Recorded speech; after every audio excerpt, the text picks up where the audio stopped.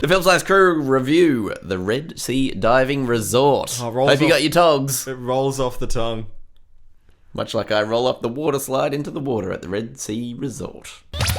Hey team, Angus, Strachan here, and welcome to the Film Size Podcast. I'm here as always with my co-host, Kane Diggly Wiggly Kane Dogs. Thank you. And the man formerly known as Bro Diddly Doo Broadman Richards. This week he is known as... Big Red. Big Red. Sure. It's not funny.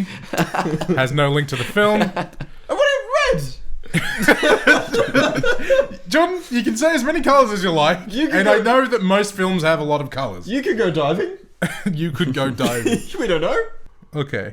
My name is Slim Shady. Boom. Alright. And this week we are reviewing the Red Sea Diving Resort. Kane Dogs, why don't you hit us up with that IMDb summary? Absolutely, I IMDb. can. Israel's Mossad agents attempt to rescue Ethiopian Jewish refugees in Sudan in 1979. Nailed it. That's pretty non-descriptive. Quite yeah. vague. Quite vague. Yep. Sweet. Fuck Now, you to anyone who wanted to know what the movie was about, really. Yeah, we should... If only there was someone here who could explain it more in this section, but we're not gonna.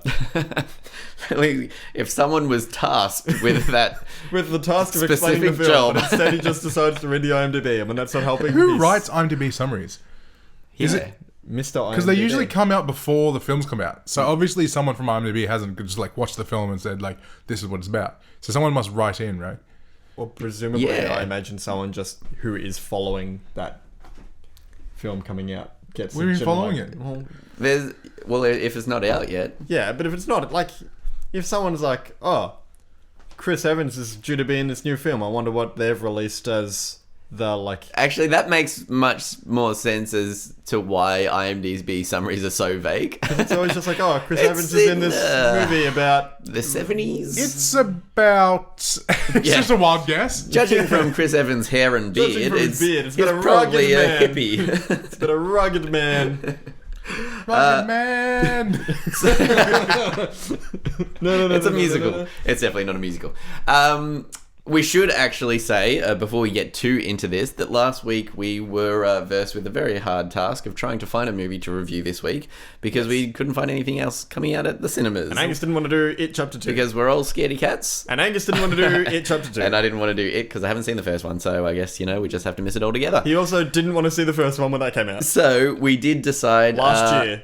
We did decide to watch this one, which is on Netflix. So if you're looking for it at the cinemas... Don't bother. Keep Sign looking. up to Netflix. One day, maybe. It's on the other cinema. That's it. We'll A be slightly worse and better one. exactly. All right. Now that we've got that out of the way, Better when did because you can watch it in your underpants. Worse because it's not as big. Yeah. Wait, The screen. The screen. Sweet. Good to know. Good to know. Let's go into when you see the movie. What did you think? When you see the movie, what did you think? Do you like the movie? None of the shit. As mentioned, we did watch shit on Netflix, and full disclosure, we watched it.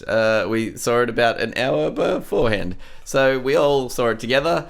What did you bloody think, Kane Diggity? I actually really liked it, and I don't think it's because it's a good film. I just enjoyed tonally it was really weird, and I think some of the acting wasn't as good as I expected it to be.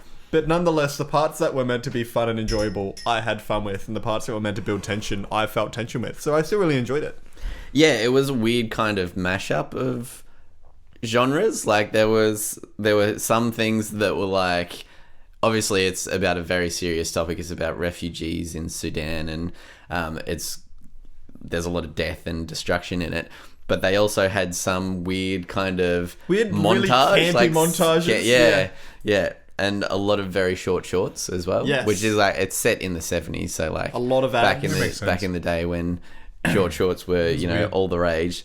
Yeah. What did we end up calling Prode? what Either was Big the Red name? or Some Shady. Look, it's up to You you. can make up a new name if you like. Big Slim Red Shady. Short shorts, what'd you think? Short shorts. Hang on.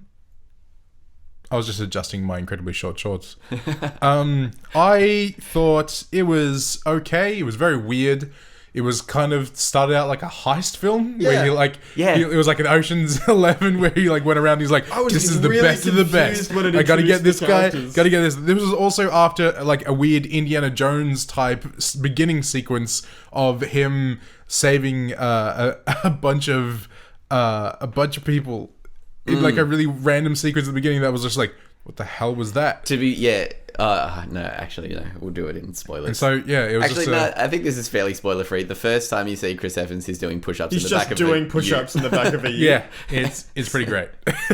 Every time it comes to him, he's just doing some chin-ups. Yeah, and it doesn't really add anything to his character. No, he never comes into play. He never gets in a fight No. or does anything He just gets hit a bunch. to do with muscles. Yeah, so it's so that's what I thought. Yeah, cool. I also agree very much with all of those points. I really liked it, but again, I was a bit confused about where it was heading, and I wasn't quite sure. It is based on a true story, or like surrounded by real events. Yeah.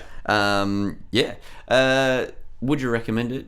Who would you recommend it to? I'm gonna skip this part because I'm gonna go get dinner.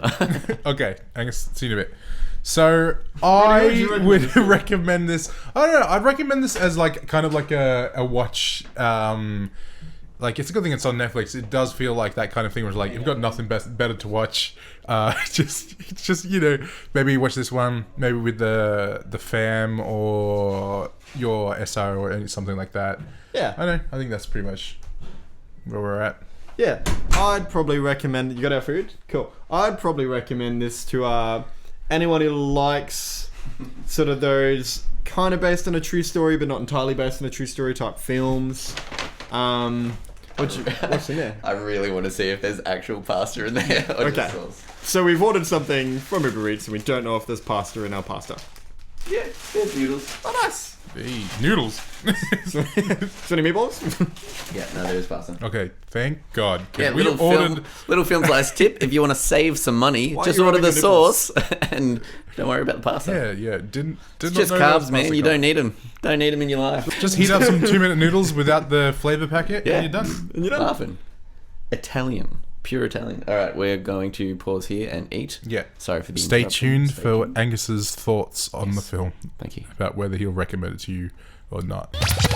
And we're back. Man, that was bloody good. A little bit of pasta. Some good eats. It was, yeah. Oh, I it's feel good real fun. sick. It was nice. It was carbonara and lemonade, not a good mix.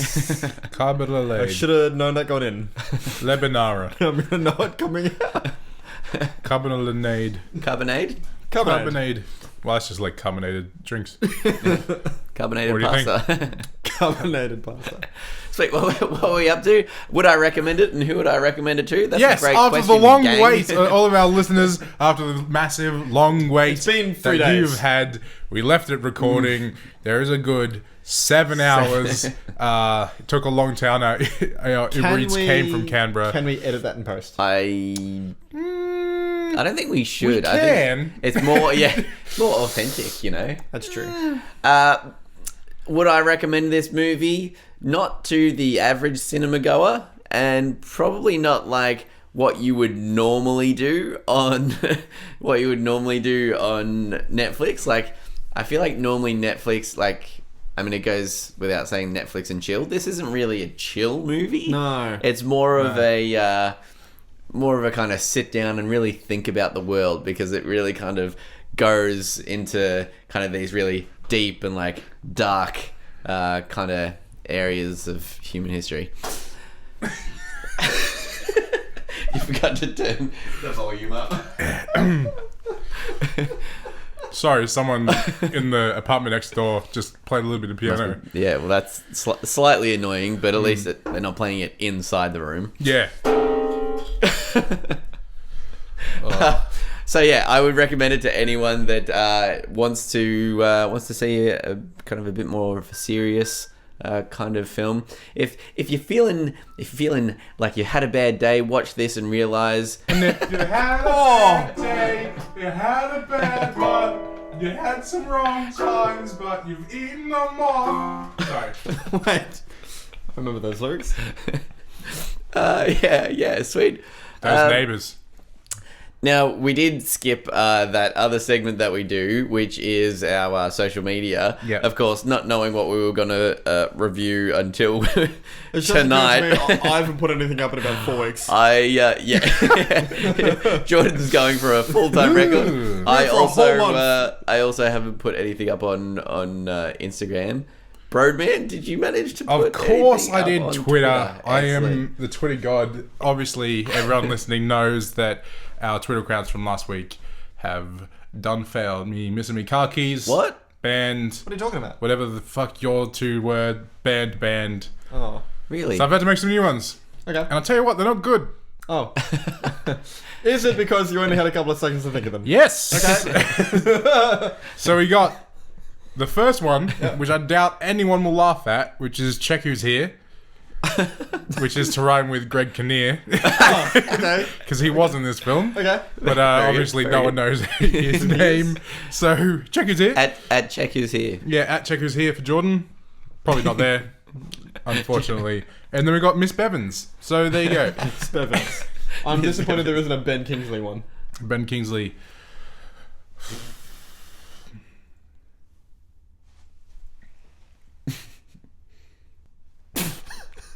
Never said I was going to make one. Okay. Just a nice Alright. gap of silence. I'm gonna leave that all in. Good old cup of silence. Good old, get a bit of a reset for those listening. Don't worry, your devices have not turned off. They've not failed you. That silence was intentional. That is us who have failed you. Alright, What a let's... load of shit this podcast is.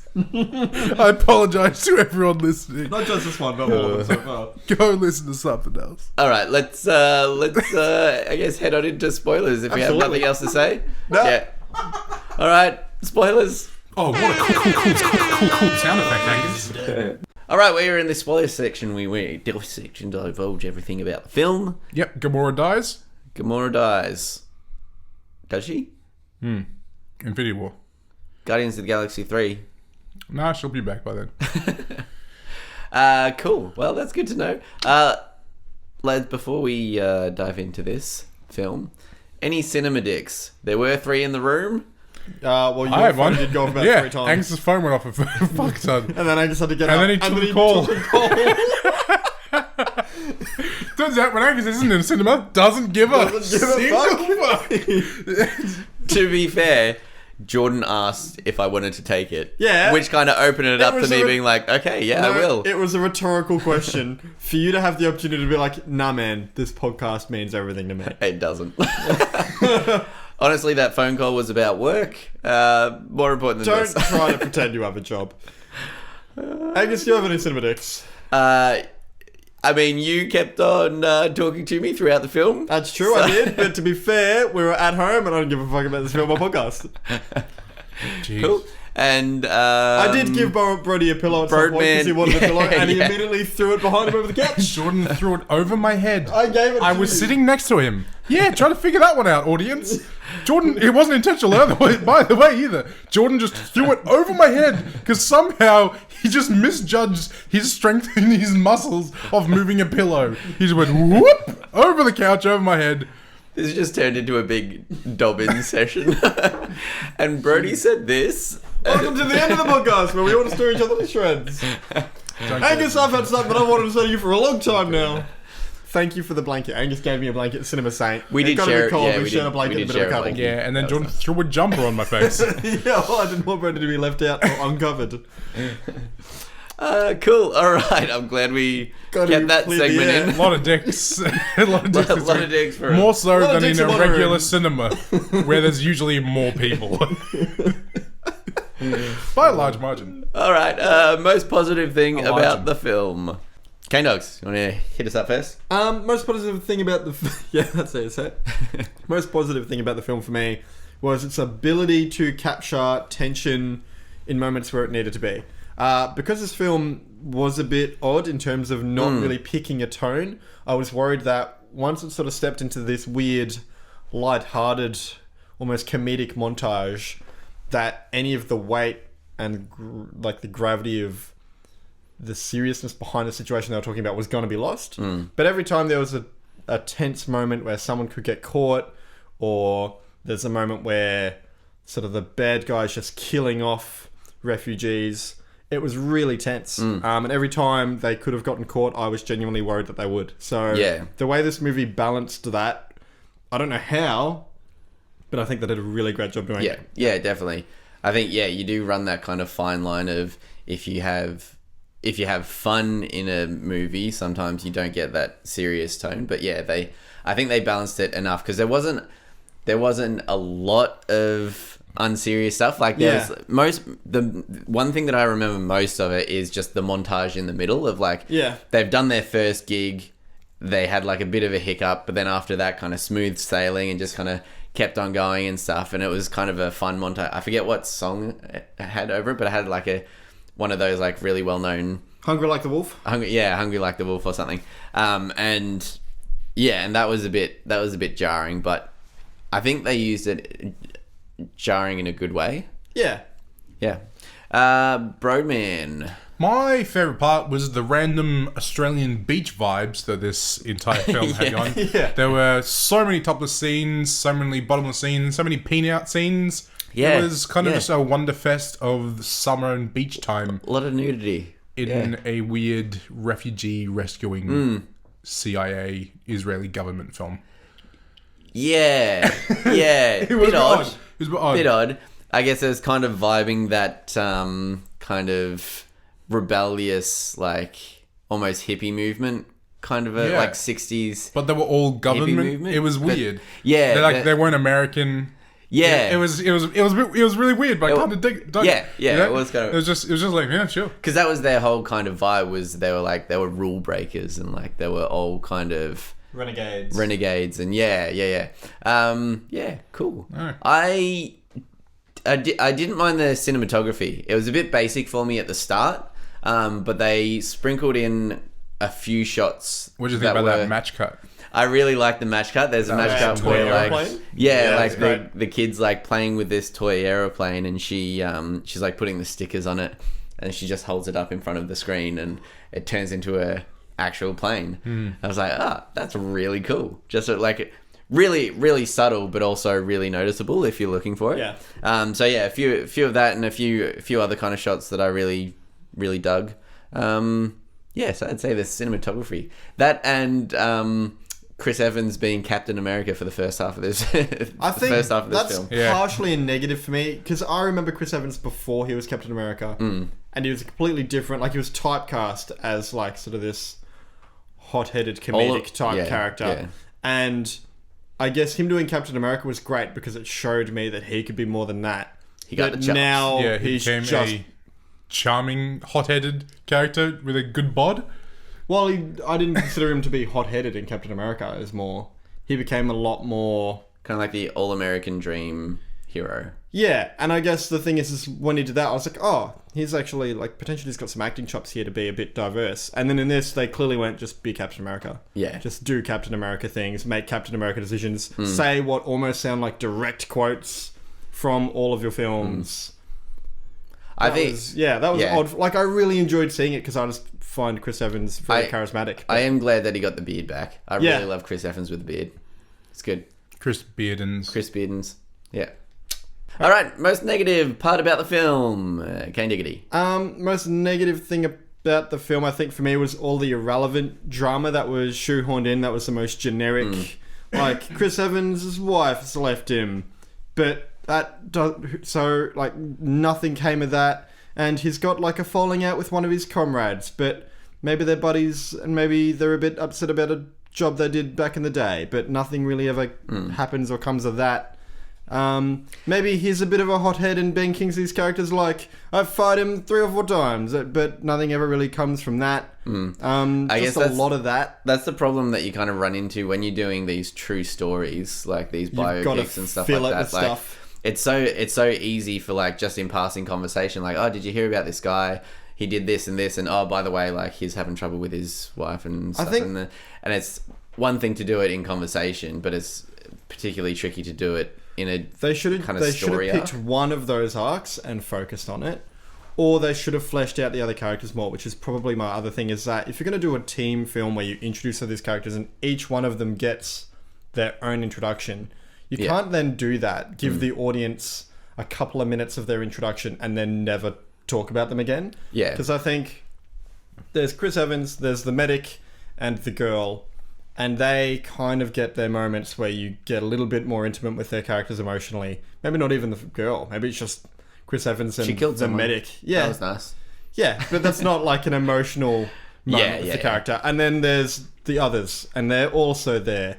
You've got Harpoon Guy, Who never uses the harpoon. you've got Yeah. Swim Short. Is that your biggest negative? It's pretty annoying. It's pretty up there. Pretty annoying. One of the very first class I ever had about screenwriting is that if you put a gun in your script, the gun needs to go off. And that was very adamant. It's like, if there's a gun in your movie, the gun needs to go off at some point. Otherwise, what the hell is the point of putting the gun in this movie? Yeah. I would And really as soon as I love- saw the harpoon, I was like, we're going to see a fucking sick harpoon kill. And by the end of this film, not a single thing. There's even a moment where someone kills someone in this film and they don't use the harpoon when they totally could have. Yeah, true. And I was just like, Because the harpoon gun is attached by that long bit of rope, I think it would have been really cool to have the guy who's used to being sort of like a sniper type assassin instinctively go to shoot someone from a distance, and for the harpoon to just not quite make it and to like silently land. And I thought that also would have been a great little thing. But yeah, it was just the introduction of all these characters, and then who cares about any of them? You've got Diver Guy. None of them are anything. My biggest negative is that is like a combination of two things. One of them is that this film felt like 4 films. Yeah. And they were all put together. It felt like a film about rescuing the Jewish refugees. It felt like a film about the people trying to run the resort, and they were all working for like the government, and it's like, we're using this as like a base of operations to get people out of the country. It felt like a film where Greg Kinnear was like searching after Captain America. Yeah. And then it felt like another film where Ben Kingsley and Captain America are like spies trying to do stuff Like a buddy cop kind in of Sudan. And so it felt like there was like 4 films there, and they all kind of just merged into each other. But then on top of that, I felt like Captain America, also known as Captain Generic in this film, is basically the most cookie cutter person in this entire film that I've seen in many films for a long time, and he has the most basic dialogue as well that reminded me a lot of the dialogue from his character, like Captain America, who I think has really, really basic dialogue. Yeah. Because that's kind of his character, whereas he's just the straightforward guy, and it's like, it makes for kind of boring dialogue where he said stuff like John said, it sounds straight out of a Captain America film, where it's like, you have something you want to say to me? Yeah, yeah. And it's like, he just has these lines where it's just like, all right, Like, well, I hope to see you soon. we're gonna pull this off, because if we don't, Yeah. I don't know what we're gonna do. He's like, can you just trust me for once? Even though he said that to a character who has literally trusted him with everything Yeah. we've seen throughout the entire movie, and he has never trusted that other character once. Oh, God. There's just so many lines where he just said something with a bit of a raised voice. I'm Chris Evans. It was so annoying. Seriously, Captain Generic. He was the most generic character, and I felt like he was played in the most generic way. Where it was like, Don't forget all his push-ups and sit-ups and chin-ups. yeah, people, they could have gotten anyone to do that, and I felt like, it was just kind of a bit of a waste for me.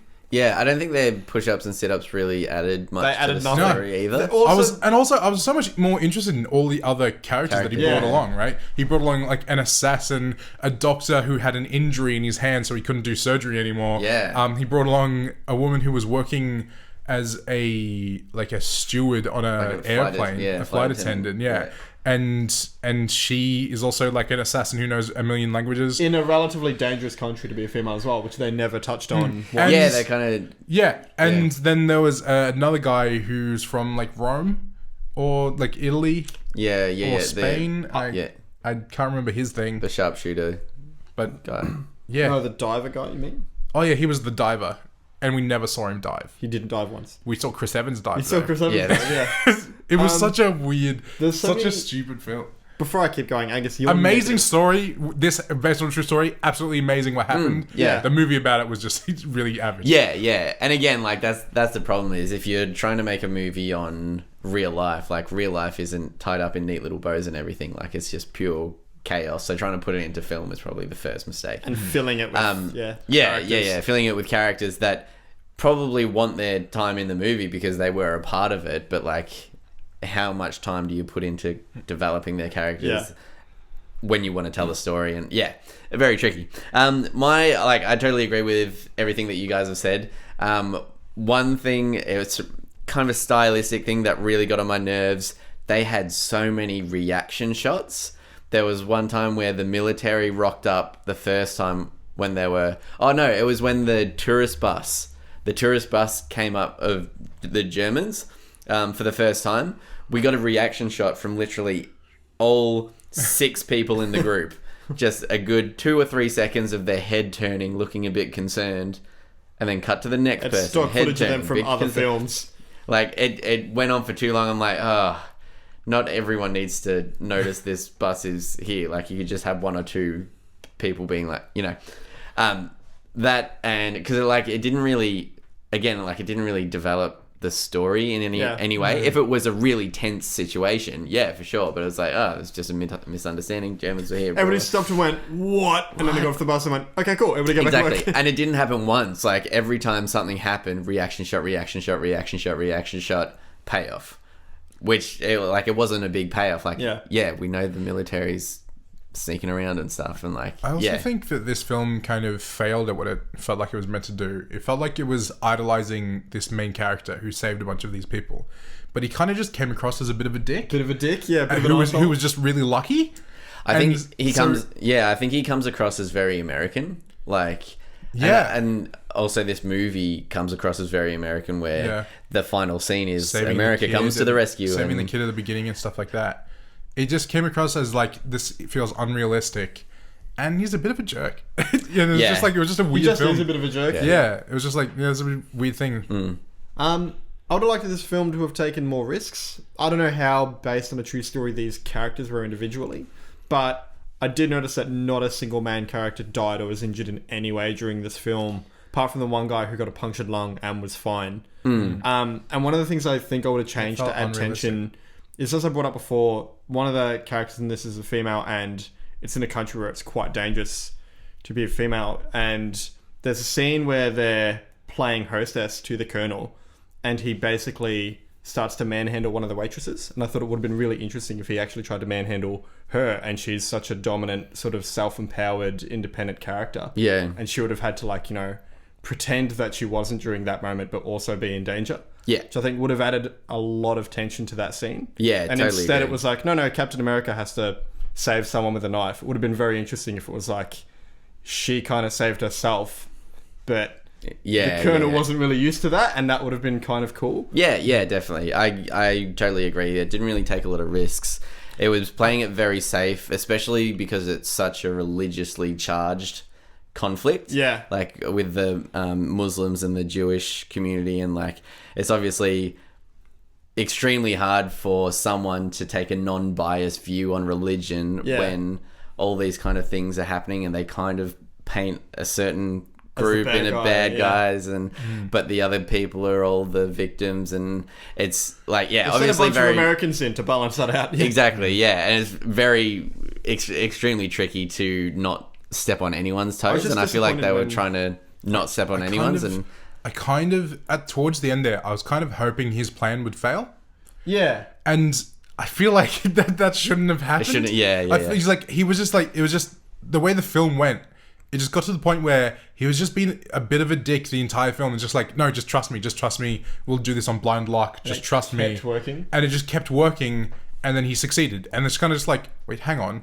He didn't really learn anything. There was never, there was never that moment where it's like, okay, this is not going to work. We really have to knuckle down and like really think this through and come at this a different way. And he's like, no, let's just do it the same way we've been doing it the entire time, and we'll just make it work. So I kind of I was just like, no. I like at the end, I was just like, I wanted this to fail so badly, and it's like in this film, I feel like that was totally not what they wanted to happen. It's just it's really, really odd. I wanted one of the team to die, because that would have sort of been that moment of him realizing that you can't just be lucky all the time. There are consequences. I thought that's what they were setting up the entire film with that guy, the guy that was kept telling him to do like let's double check, let's run these, let's do some dry runs, let's do all this different stuff, and just kept ignoring him. I was like, well, he's totally gonna die. He's gonna die. I thought the harpoon guy was gonna die, because his whole story was, I have a harpoon. Yeah. That was his whole thing, was I have a harpoon. It's a great story. It's a good story. Great story. I love that when describing, it's like, so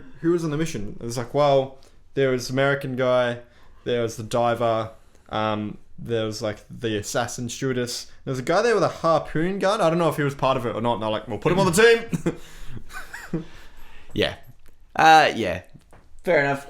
So, in long story short, if you want to watch this movie, great, but you might be disappointed. Yeah. Not really, like, not a well-written film, but I still enjoyed it. Yeah.